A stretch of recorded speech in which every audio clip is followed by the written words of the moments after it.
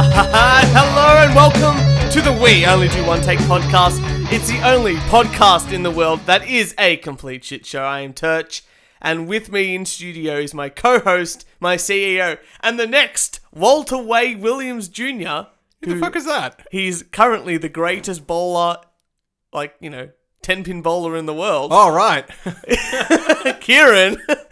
How you doing, buddy? Oh, I'm doing really good. I was going, mate, who is this person I don't know, and what level of insult is this? Yeah, you know? no, it's a good insult. Funny insult. Because we did go 10-pin bowling not too long ago. We did, and I kicked your ass. And you bloody killed it. Oh. I didn't realise. Is that the only thing you can do in Ballarat? Just 10-pin bowling. There's nothing else. Just 10-pin bowling. Now, do you know what it is? Right? Yeah. I visualised. I speak to the ball before I bowl it, right? And then you know, on the bowling lane, there's actually dots, and arrows, And so you try and line it up with the with the arrow, and you don't want it straight on. You want it coming on just a little bit of the side, and you get a strike. There you go. Yeah. Professional bowling tips from the We Only Do One Take podcast. I was very impressed at your bowling technique. 3 strikes in a row. I know. You turkeyed. That's what's a turkey right there. You know, I was more impressed. I was very impressed with your bowling skills. Thank you. With obviously your bowling name, which is Frank. Yeah. But I was more impressed at how packed. We just thought, you know what? Bunch of guys going bowling on a Friday night. On a Friday night, we had nothing else to do, and then go get some drinks in a crappy suburb. Off suburb. How busy can it be? I went to book it, and the only time we could start bowling was 9:30 at night. I know. I was like, fuck, maybe I should own a bowling alley. I know. It was pumping. It was just jumping. And it was like $20. And we had like a good hour's fun. And it was league night that night. And it was league night that night as well. Putting it out there, we didn't do league level of bowling, but we did beat the kids who were in the next 2 lanes. Which I was very proud of. Very proud of. They've got to learn how to lose. They've got to learn how to lose. That's very. Speaking of losing, yes, let's do a weight loss challenge update. How about that? Thank you. Very important. So again, Kieran is about to finish the light and easy for a little bit. That's coming up. Yeah, I've decided I need to change it up a little because I miss cooking. But coming in at the loss of 4.5 kilograms. That's amazing. I've got to start wearing a belt. That's great. And I feel like I've lost it around the stomach region. I've got to admit, I'm very much the same. Again, I'm doing the keto diet, so just limiting the amount of carbohydrates I intake as much as I can, and I've lost a whopping 8.4 kilos. We've still got 3 weeks left. So this is our episode 63, so another 2 weeks at least. 2 weeks at least, yeah. And so we've got. So I'm hoping time. You plateau. I think I've definitely I had a little bit of a plateau, so I'm expecting bigger drops this week. Good. I think I've definitely plateaued recently because the first one was huge weight loss. It was like 4 kilos or something stupid like that. And the next one was about 2 or 3, and now I'm up to last one was like 1.5 or so. See, I'm going to try and really cut out because I don't need to get carbs, but I'm going to sort of go keto. And really cut the carbs there you go. out. Yeah, the carbs were really were a big thing for me because you were saying like you had a beer and suddenly you felt bloated. Oh no, it was because I thought I've been doing pretty well. I'm out with some people. Yeah, I might as well, have a beer. I had 2 beers. That was it. And I was I don't think not that. See, I love a beer. I really do. And I love the taste of it. That first taste of a beer that you have when you go out with your mates is the best taste in the world. Don't get me wrong, it was fantastic. But I don't think I could endure the bloatedness again. Yeah. I think I'm just going to stick to what we're having now, lovely neat Jameson, which is completely on the keto diet. And I can have this whenever I want and really enjoy myself. Yes. I think I might just do this from now on. So it's bloody brilliant. So, the weight loss is going well. Very, very good. Except for the beers that I had. Yeah. But I went, fuck it. I really wanted beer and it tasted bloody amazing. I did have fried chicken. We were recording on a Sunday. It's very rare that we do this, but I did have fried chicken on Saturday night. Because that was I thought, you know what, I've done so well, let's do a cheat day. and I felt bloated afterwards. I'm like, I don't want to do this again. It was a really weird feeling. Like, really enjoyed the chicken. It was fantastic. But, like this Korean fried chicken, but the bloatedness afterwards you know what I've realised as well? It's now been, 3.5 weeks on this diet? Yeah. Not once have I gone through drive-through. That's great. Yeah. I've learned to cook. And I would generally go through drive-through once a week. Yeah. And I'm like, I haven't gone through. Yeah. And I drive past and it doesn't even register at the moment. And I'm like, this is really good. I remember being on the road for work and thinking, I'll just swing by Macca's, have a quick burger, some fries, and then get back on the road, like after getting some petrol or something like that. And now luckily I haven't been on the road, but now I'm just like, you know what, if I do go there, I'll probably just buy, I don't know, a salad or something else just to sort of, like to go to a Subway or something like that and get a salad instead. Yeah. Just a lot easier and get some chicken with it or something. So we're really boring now. We're talking about healthy food and all that kind of crap. But that's okay, because I had this really... We've been losing weight and we've been doing like really, really well and pushing ourselves. And I think we're both over the competition aspect of the challenge. But we're just enjoying like the little bit of competition has helped us like actually go through with it. Yeah. And I think like the initial 2 to 3 weeks, like that's what we're up to now. I'm definitely over that food slump, if that makes sense, of I've been dieting and I'm not doing anything. It's not losing weight or... No, sorry. The motivation to keep going. No, motivation's fine. It's there. It's not the slump, but it's the I'm not food oriented, if that makes sense. Yeah. Like I'm getting my portions incorrectly. How are you going to ever review a film again? It's fascinating and just consciously, like I turned down a bit of... Someone offered me a bit of like cake this afternoon. Yeah. And I immediately thought, like, no, it's okay. Yeah, it's different, definitely a different mindset. But we've been doing really well, and we're sort of over that hump. And like I said, you've lost about 4 or 5 kilos now, you said? 4.5. I'm on about 8.5 and something like that. And I found this article, and I thought you would find this interesting. Do you know who Samantha Armytage is? No. She was a host, like, for one of those morning shows, I believe. Okay. This and that. And I'm just going to pull it up here. So Samantha Armytage, she's not anyone too famous, but she's like, a host in Australia, some crappy TV show and this and that. But apparently she put on some weight, and now she's decided that I'm going to lose it, and it's all good. Mm-hmm. So this was the article headline: Sunrise host Samantha Armytage reveals 10 kilo weight loss. I thought, oh great. Maybe if I read this article, maybe I can add something else to my regiment. Yeah. And see what I do. So, this is the next headline. Sunrise host Samantha Armytage looks healthy and happy after shedding an incredible 10 kilos in just 4 months. Here's how she did it. And I went, 4 months? It's been 3.5 weeks for this guy, and I've lost 8.5. You've been also 3 weeks, 3.5, 3 weeks, because you've been a bit less than me. 4.5. 4.5. We're beating this woman. Yeah. Quite considerably. And then she goes... Then this article says, Sunrise host Samantha Armytage said she never set out to lose weight. And I went, okay, this is a real shit story. Who's writing this crap? But after adopting a healthier lifestyle as part of her new role as a Weight Watch ambassador, she's lost an incredible 10 kilos and feels absolutely fantastic. So they get this fat broad who's on TV, famous person, goes, hey, being an ambassador for Weight Watchers gives her all the training, all the necessities, and after 4 months, as a Weight Watch ambassador, she's like, I feel amazing from losing 10 kilos. If this is not the biggest piece of garbage of news, celebrity endorsement, and crappy marketing that I've ever seen, like... If someone said to me, in 4 months on Weight Watchers, you'll lose 10 kilos, I'd be like, you know what? You can go fuck yourself. That's like 2.5 kilos a month. That's nothing. Like, from weighing to weighing each week, you would lose like 400 grams. Yeah. How is that motivational? That's disgusting. Well, they say don't lose weight too quickly. Well, that's true. But my God, yes. No, that's so that's Weight Watchers basically paying. Yes. For this article to be written, and it's written really crappily. Yeah. She's like, I've got so much more energy around that. It's like, okay, this is what she stated. This is her words. And I'm going to put that in quotes.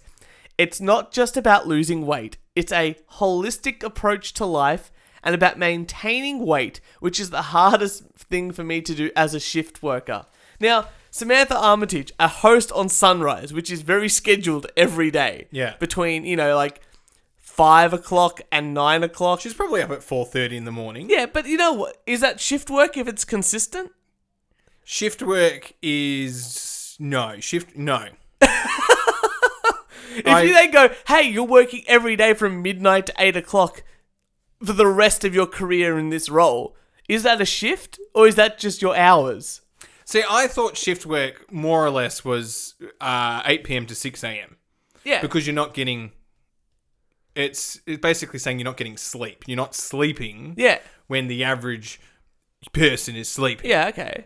That's why that is called a shift work. I thought shift work pronounced okay, there's like three police officers or ambulance workers, for instance. Great thing. They got shift work because they do there's 3 8-hour shifts in a day. Yeah. And you can start 1 week you might do this kind of shift and then you have 2 days off and then you have another week of these type of shifts where, you could be doing afternoon shifts starting at 4 o'clock or you could do the midnight run and start at midnight.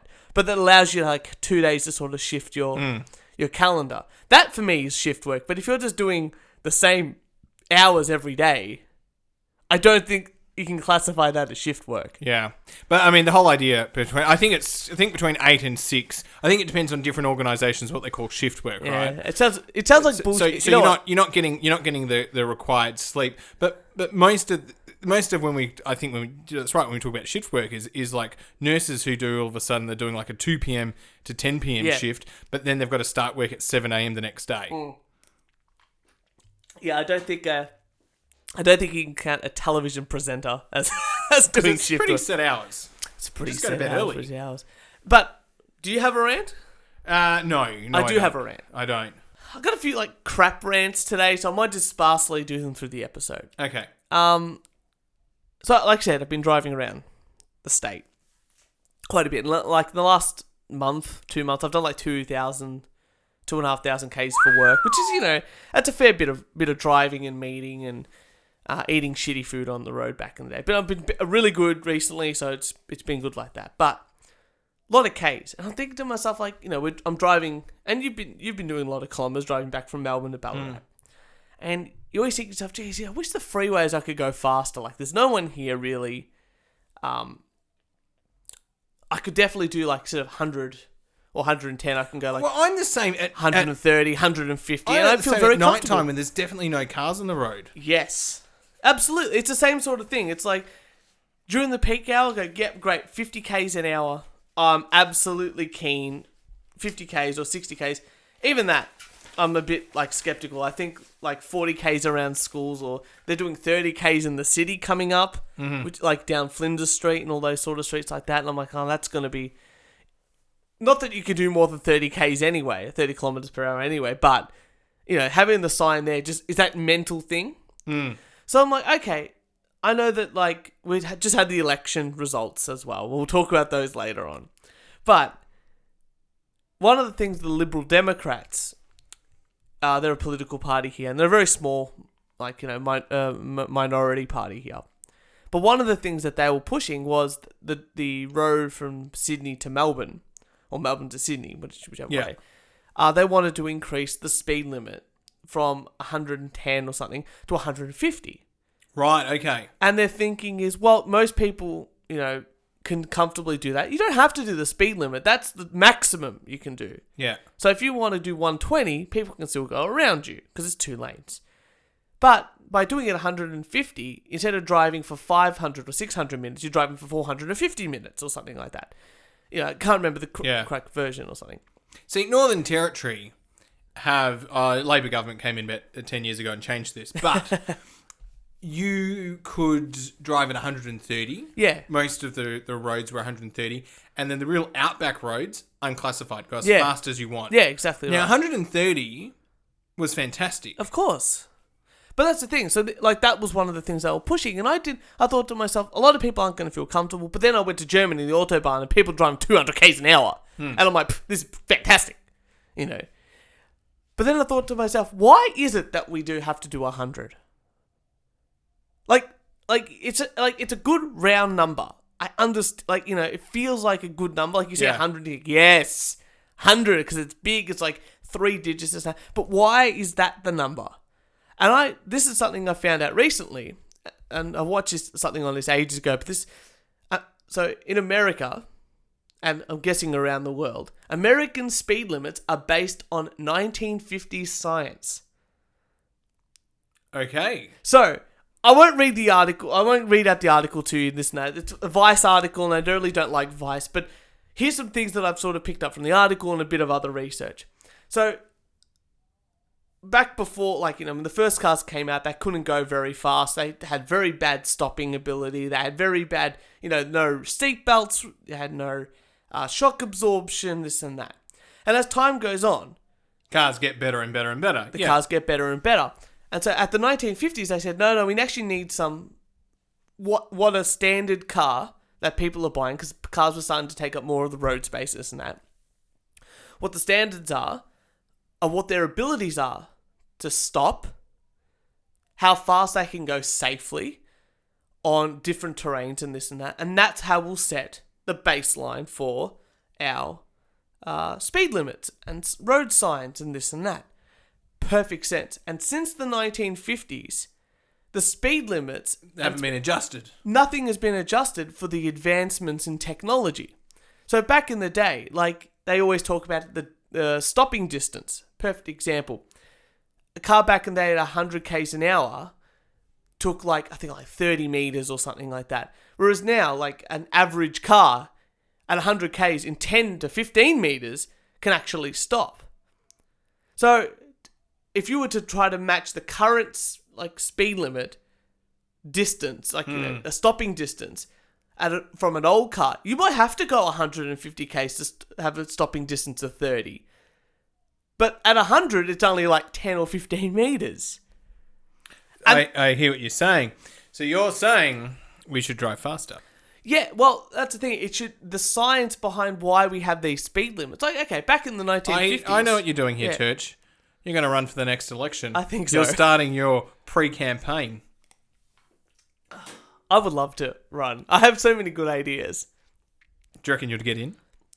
I can only try. I mean, right now, I should run for the Labour Party head, because they have no chance of winning with all the people that they're going to be choosing. I'm almost thinking maybe I should join the Labour Party. I should join the Liberal Party, because I'm 4 or 5 cycles, and then they're going to be out for 2 terms. And I'm like, I want to be on the back bench. Yes. So maybe now I join, start the mingling and the networking, and then get a safe seat, and then join and become on the back bench. Do my 2 terms and then retire with the pension. It sounds like a great plan. Sounds not too bad at all. That sounds fantastic. Not surprised the Labor government won. Well, do you want to talk about the election? Yeah, let's talk about the election. Okay. I know by the time this comes out, everyone's over it. It's very true. But look, if people in America, everyone else that's listening, because we've got a lot of lovely fans out there from all parts of the world. But we have 2 big parties in Australia. Correct me if I'm wrong here. Yeah. 2 big parties. One is called the Labor government, which is the Democrats. Well, see, and maybe we have for simplistic sake, because I think our Liberal Party is probably more like the Democrats. Yeah. So the Labor Party is what you would consider the American Democrats, and and our Liberal Party is what you would consider the Republicans. Yeah.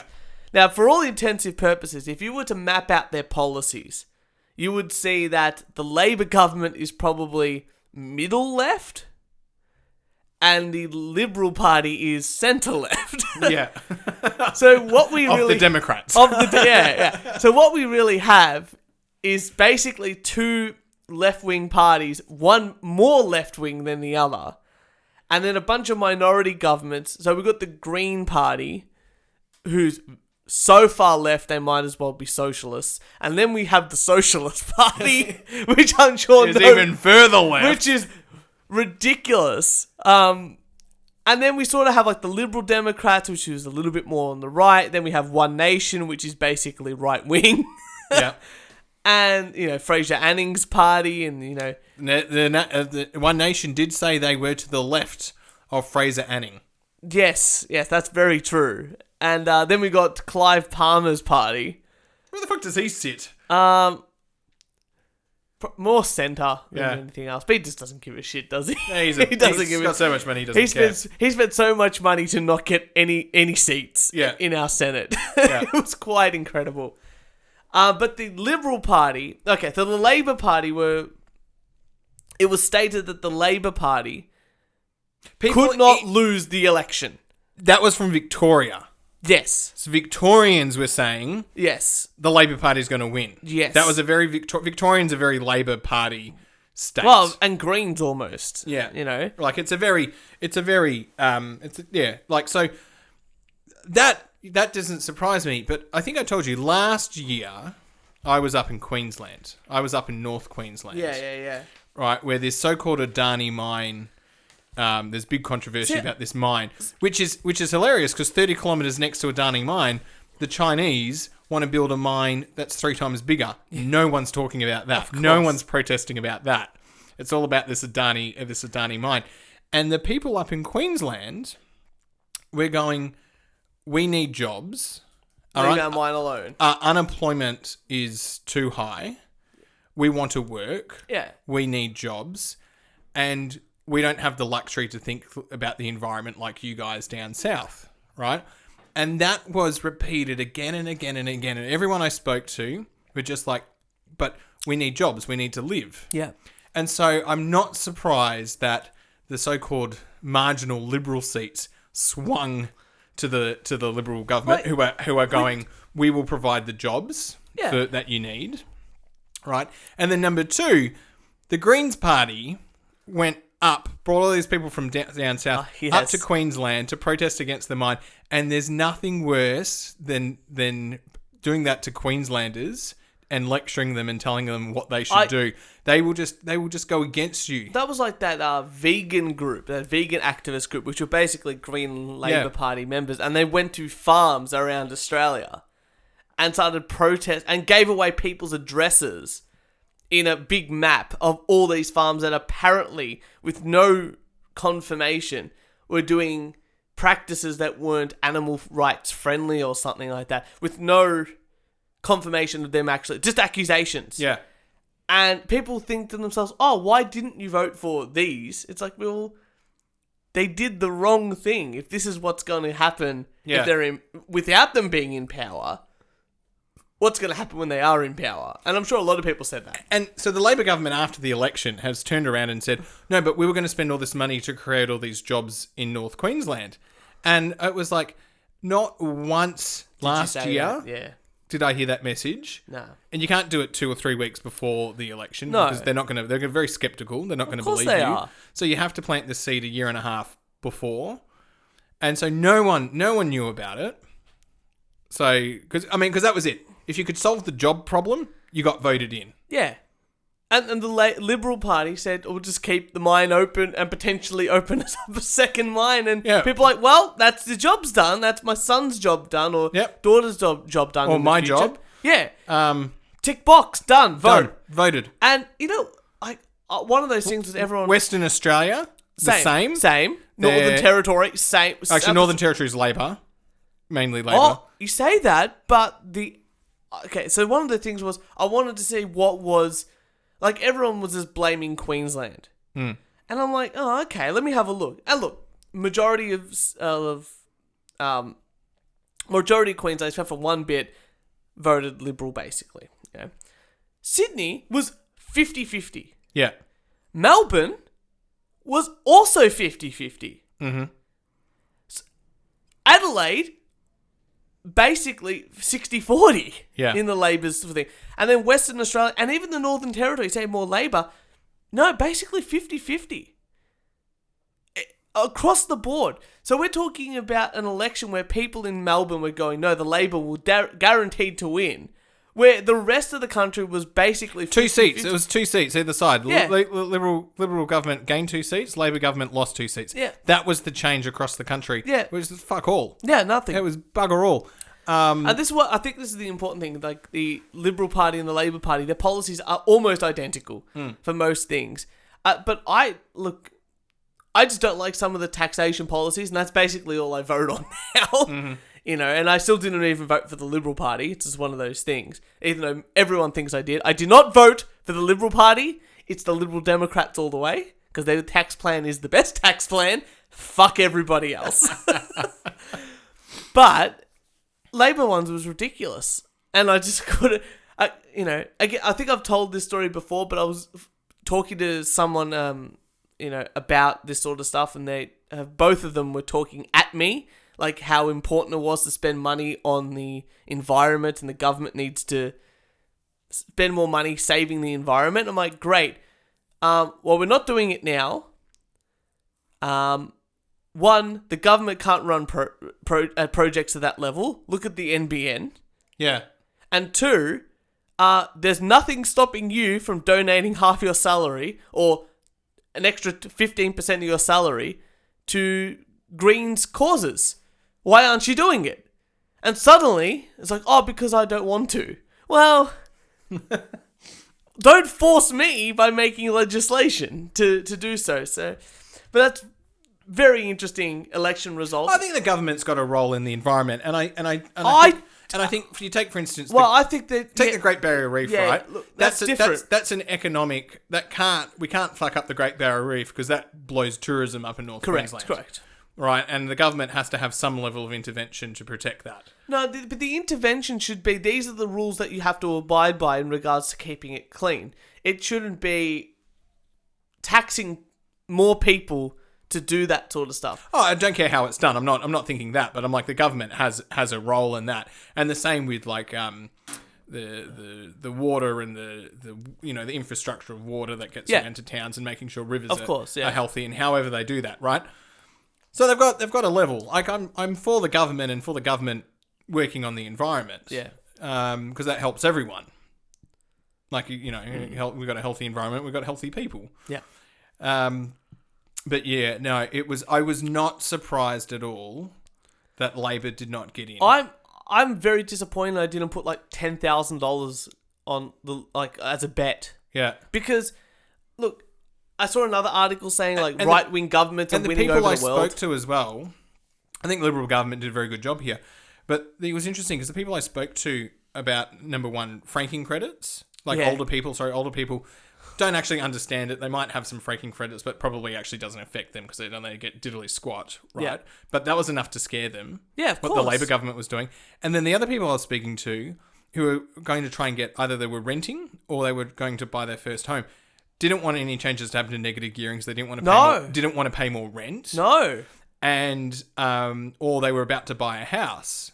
And the Labor's policies were going to fuck them. Of course. So I'm like, they might be saying they're Labor, but if you've got to pay $100 a week more in rent, that can affect you. Of course it can.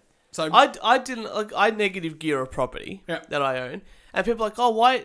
Only rich people are negative gear. I'm like, bitch, I'm not rich, but I negative gear because that's how I buy the property for me to live in. It's a balancing act. It's an investment, just like you would invest in stock for a company that you want to see succeed. I've invested just in a property for myself, my own company, to succeed. And by doing this, I'm allowed to do it. It's a legal thing. It's all good. And franking credits just mean that people don't get double taxed on an investment that they've made. And you know what? If you're not getting double taxed on something, and you're going to need it for your retirement instead of, we're going to a... Well, from my understanding, and I could be wrong, but the companies are taxed. Yes. So there's already a tax. There's already a tax. This is what I mean, yeah. Because if the company's getting taxed for doing it, and they claim that, which is great, and then giving it to you, then there's no issue. Yeah. Because they're just doing your job, they're just being your representative for you. It's like your superannuation. Like, you don't pay tax on your superannuation once you retire. You take it out earlier, you do. Yeah. But afterwards... Because the company taking care of that money does all the tax stuff in behind before you. Yeah.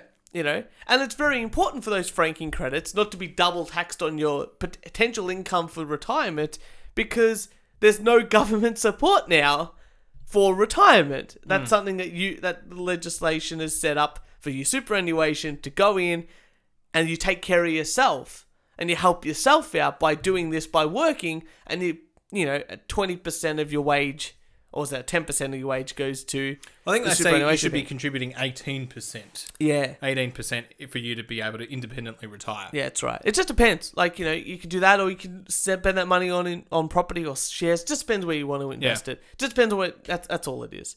But I'm very impressed. I read an article that, according to the Google statistics, the day of the election results... Yeah. Everyone, more people search for New Zealand passports and migrating to New Zealand more than ever. Just like what happened in America, where everyone was like, "Oh, I want to move to Canada," and this and that. And Jacinta Ardern is like, this is the one, Ardern, whatever her name is, Jacinta something. She's like the most trusted politician in Australia, and people want her to be the Prime Minister and stuff like that. And I'm like, oh, this is ridiculous. So I thought to myself, okay, well, they've done this research. They haven't sent me a link to the Google Analytics. And Google Analytics are like the easiest thing to do, because you just go Google Trends and just type in what you want. And I literally copied like a few things, and the increase was like from 10 searches to 12 searches. So they're like, oh, a 20% increase or something like that. Oh, wow. Which was nothing. And I'm like, that's pretty funny. I'm sure more people searched it on Pornhub than it did on Google. You know what I mean? Like, I'm sure I could find stats like that. But then I did some research into that Jacinta Ardern lady, whatever her name is. Yeah. And I found that, like, she basically got in on a minority government. And a lot of it, what she was saying was she doesn't want to take in any more immigrants. Oh, is that it? Yeah, like, and I thought to myself, I only saw this because, like, an article was talking about, like, people trust her more than the Australian government, people migrating, and someone posted something about it, like, oh, I wonder how true this is. And the first thing I did was go to Wikipedia, and on Wikipedia it says, oh, she formed a minority government, and she said she wouldn't get in any more immigrants. I'm like, that's literally the Liberal Party of Australia. That's, like, right wing. But then again, she was a part of a socialist club back in the day as well, and I'm like, I think the next term of government here in Australia is going to be very boring, because they can't kick out Scott Morrison as Prime Minister, because they've got some thing. Once they're elected, they can't have that turmoil where we keep changing prime ministers. That's right. So he's in. Well, they don't want to be like the Labor Party and have the same person get kicked out and then kick out the other person that kicked them out. Yeah. And I think it's going to be very, very boring. Turch, I've got a good article here. I was going to say, I've talked way too much. You should talk now. What do you got there for me, mate? Are you a Game of Thrones fan? Because I believe it's just finished. It has just finished, and I have, not proudly going to say this, but I've never watched a Game of Thrones. I never got interested. Uh-huh. And I think because of that, I'm kind of happy, because it sounds like everyone hated the last season. Well, I'm not here to talk about the last season or the last episode. But I thought Game of Thrones and Pornhub, let's see what we can find. Speaking of Pornhub results, thought it was about time that we brought in some Pornhub. So fantastic. Season 8 of Game of Thrones has just come and gone. Everyone hated it. Yeah.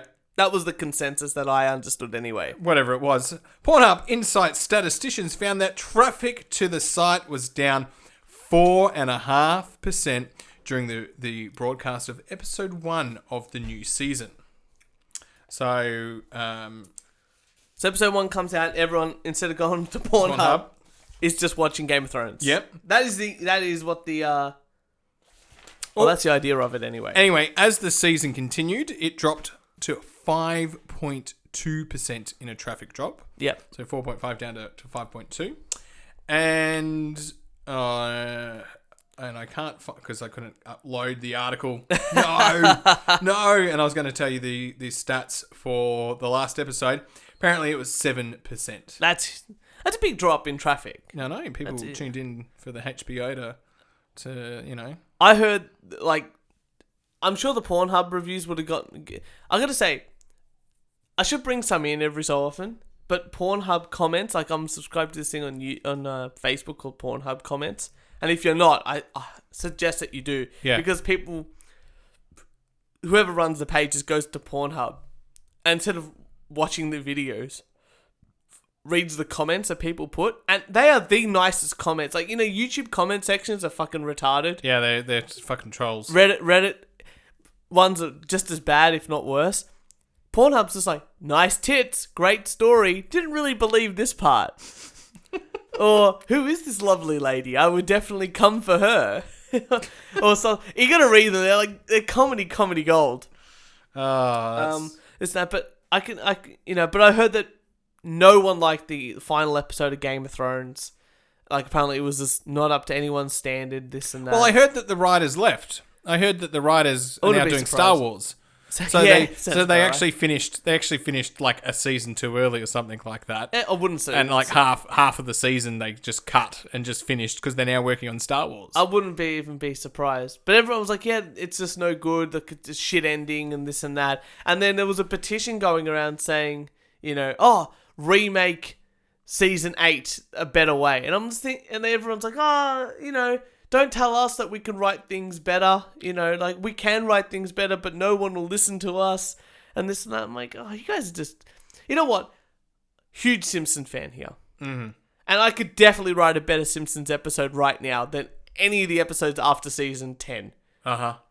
Yet, I maybe complain about it on a podcast, but I don't, start a petition to say, cancel season 11 onwards on The Simpsons and allow me to rewrite it.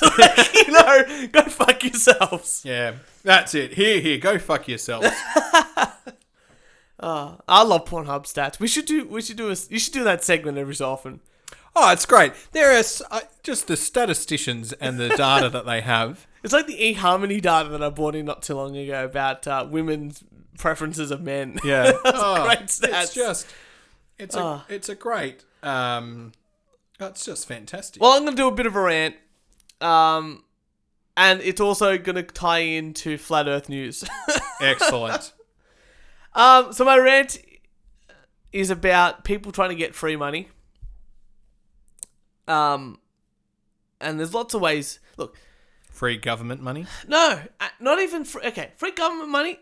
If you can do it, go for it. But trying to get money out of other people that are just regular Joes, I have a problem with. Fair enough. Because people are gullible. People are stupid.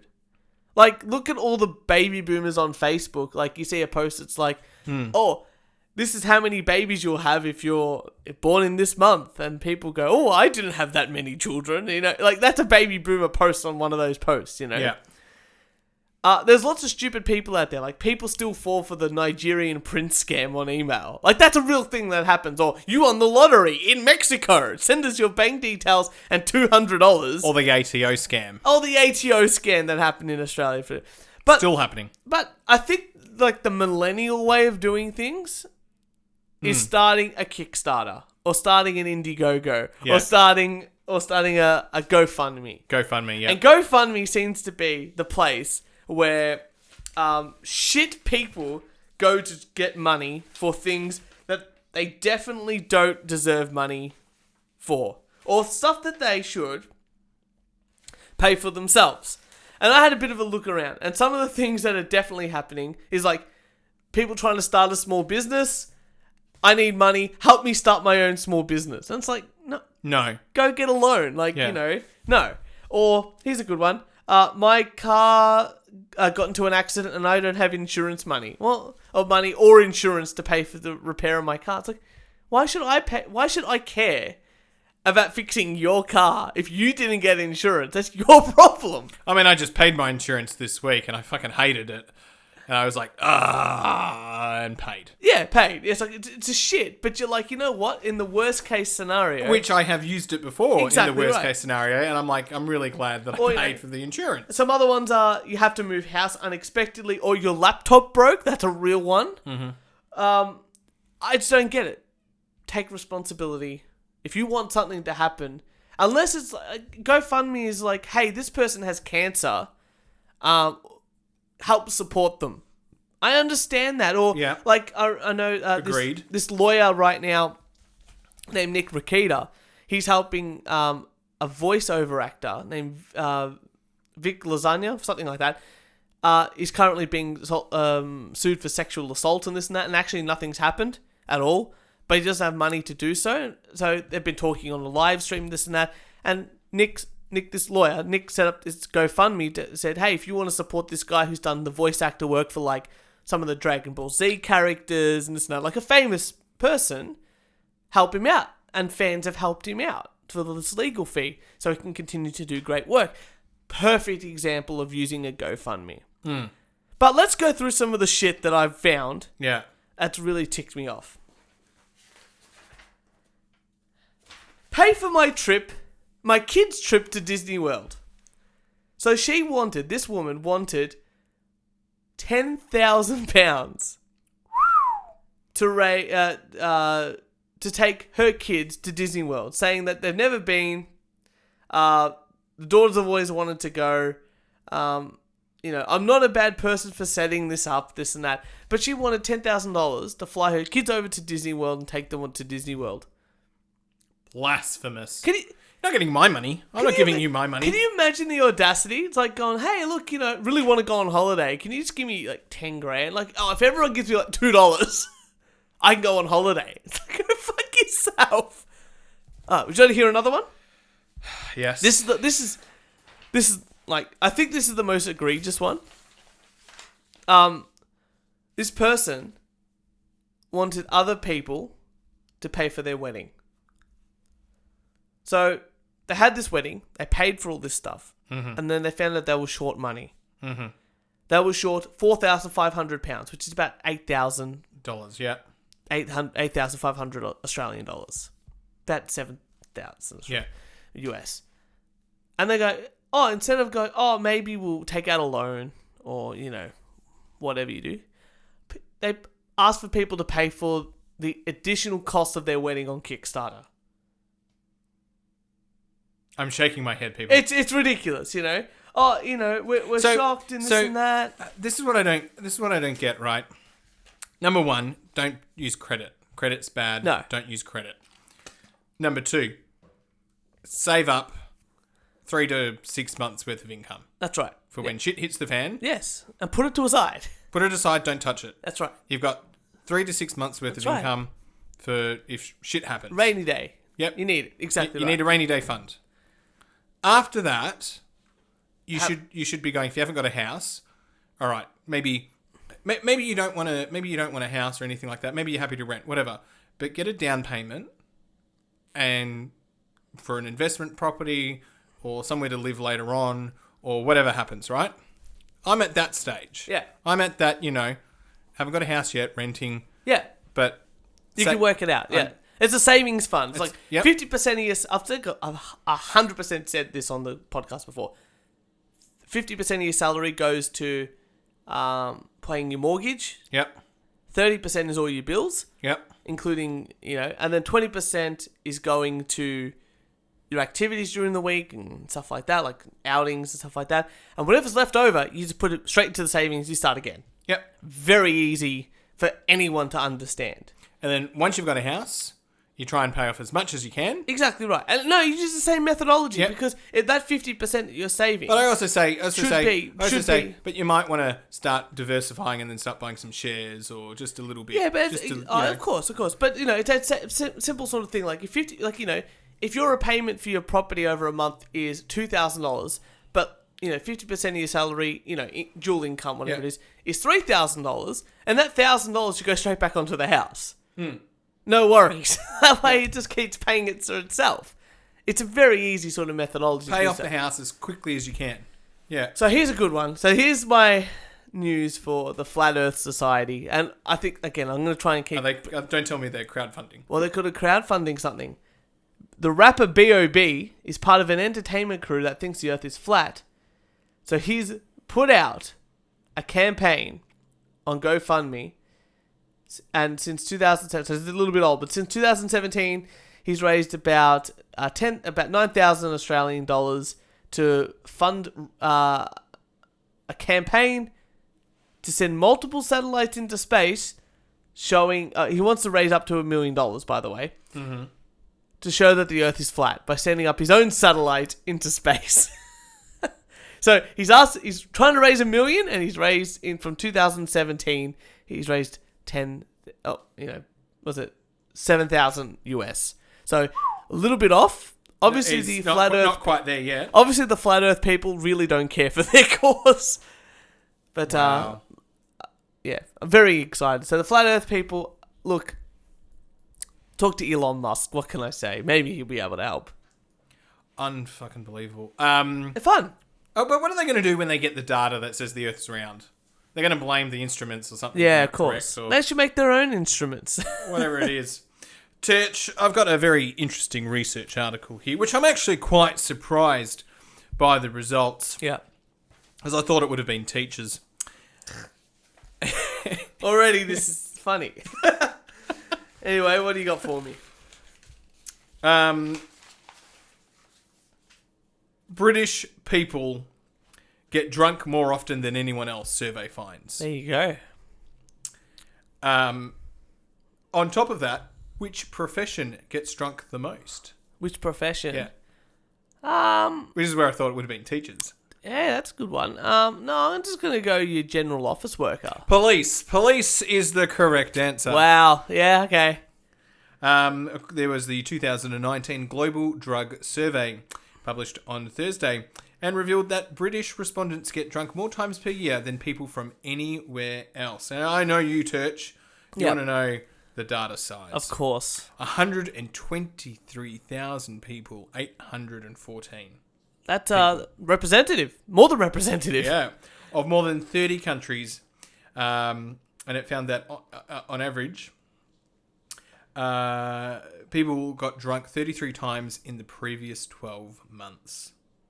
That's like just over once every 2 weeks. UK respondents, 51 times.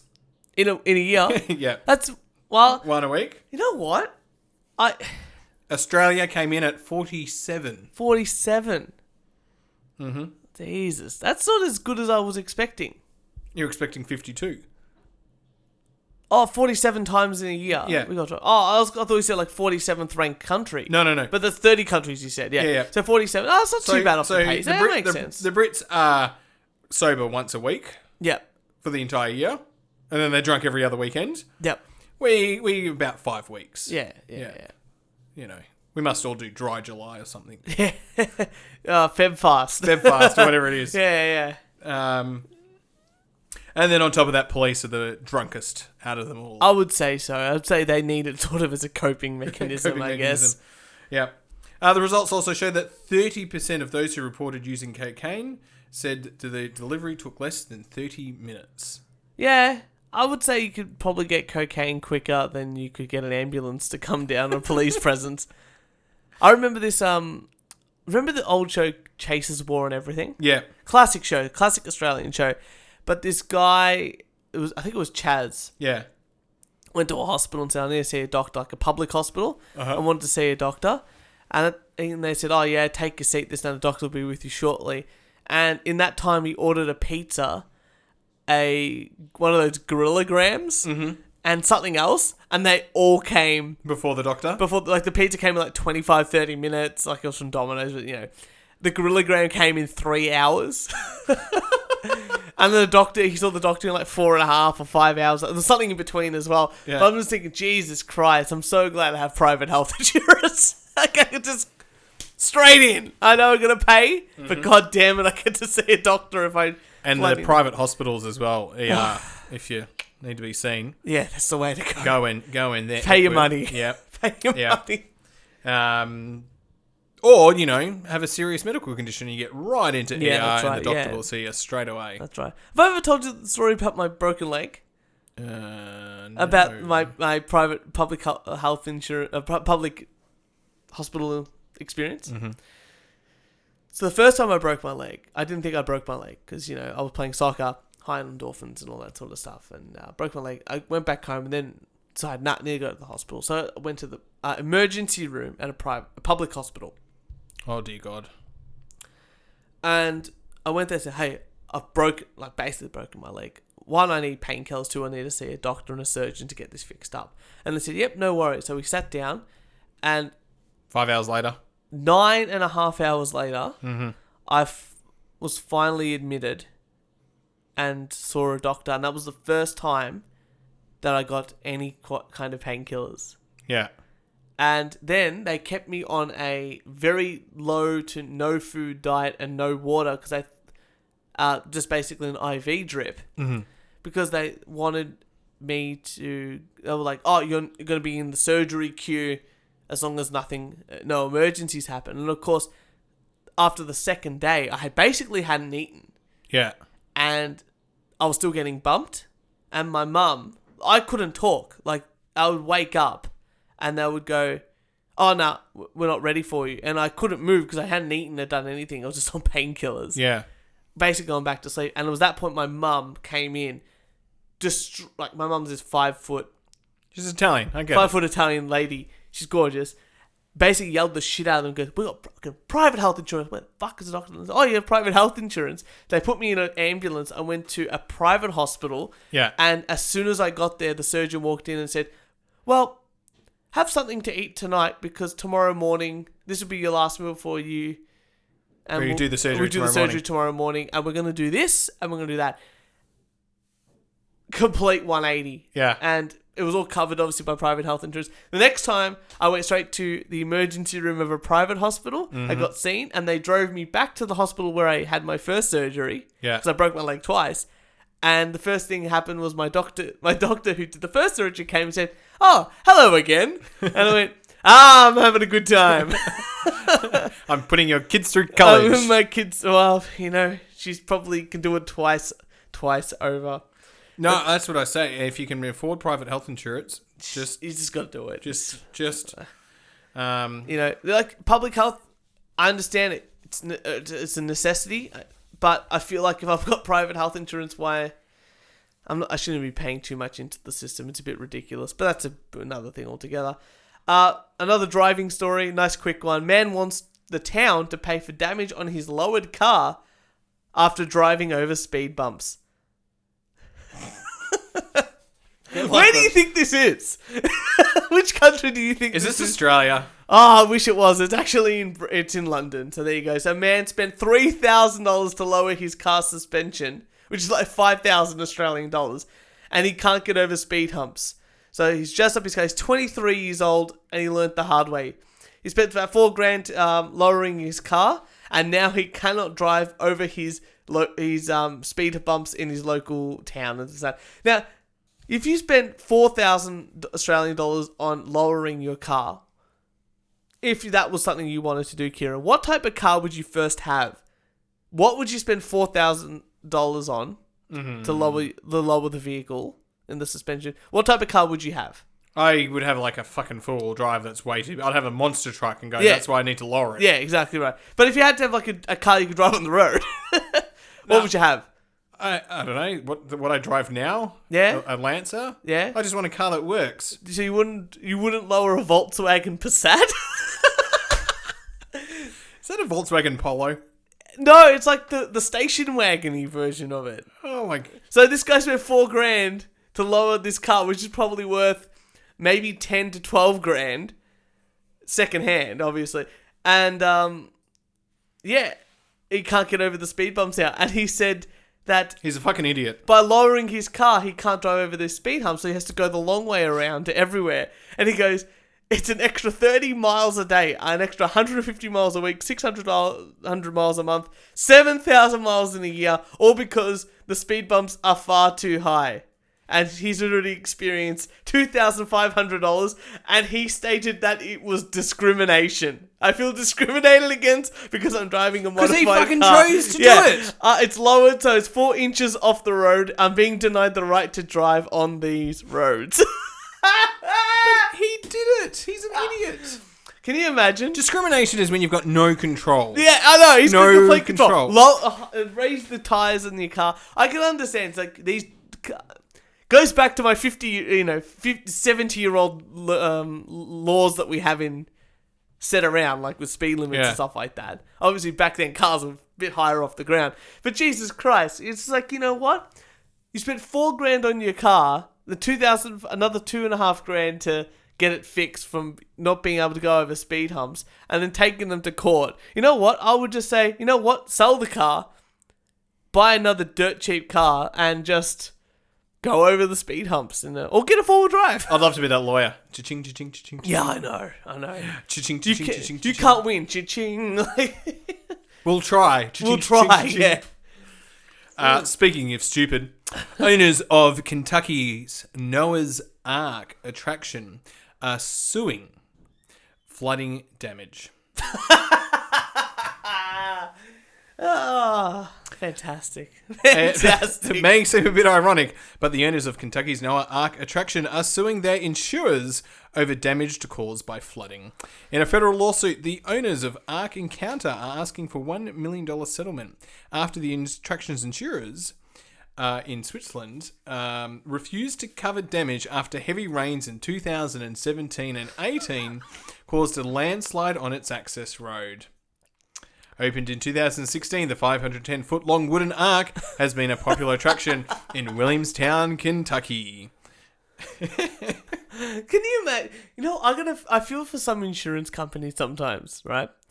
They're just like, it's an act of God. Yeah, an act of God. Can you imagine? Can you... like, you know, most people go, yeah, I'm going to insure my house. I'm going to insure my business. Yeah. My assets. Yeah. Whatever. And then some fucker comes in and goes, I'm building a fucking ark. I'm building an ark. I need you to insure it. What? An ark that can float in a flood? Yeah, potentially is a sort of a thing. I read something, I was watching something recently and it said, talking about the ark and how the animals were meant to go in. Yeah. And apparently, like God said to Noah, hey, you're going to have 2 of every animal on earth. And apparently, it's like Genesis 7:2 or something like that. I had a bit of a thing. But apparently God said, Noah's like to him, God, there's no way I can get 2 of each animal on earth. That's it. Like, it's crazy. The earth is huge. And it's that. And God said, well, guess what? Instead of 2 of each animal, you have to get 7.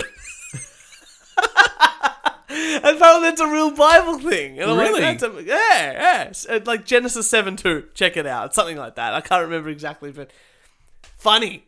I was like, that's nihilistic. That's a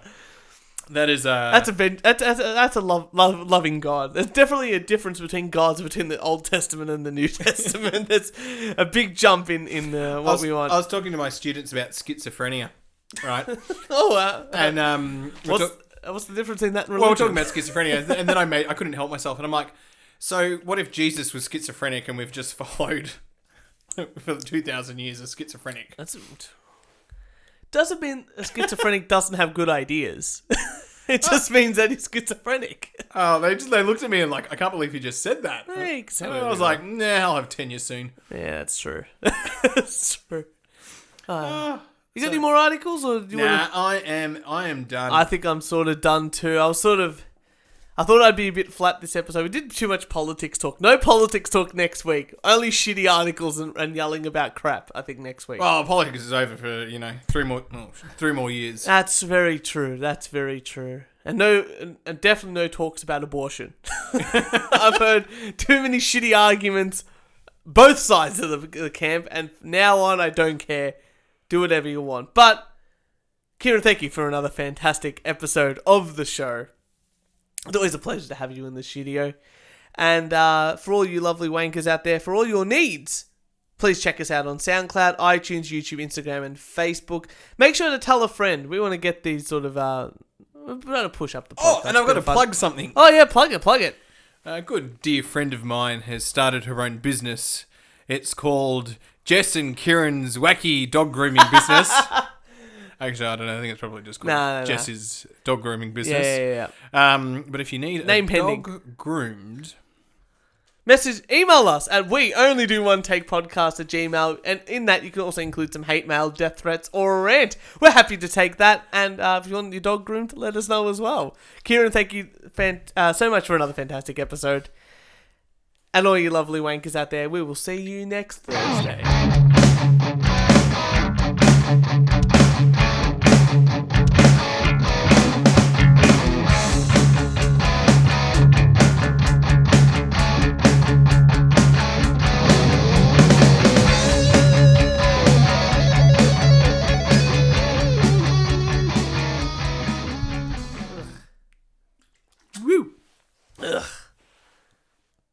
felt rough that episode. I thought you were good. I thought you were good. A bit rough. I think too much politics. Maybe that's why. I knew that I'd come in and I'd be a swing with politics. I thought I'd bring in stories about driving. Like, that was the offset, you know? Stupid sometimes. Meh. I think did you listen to the last episode, number 62? With No, with you. No. It was remember at the end we were talking? Yeah. And you said, "Oh, you're going to put this at the start?" I put it at the start.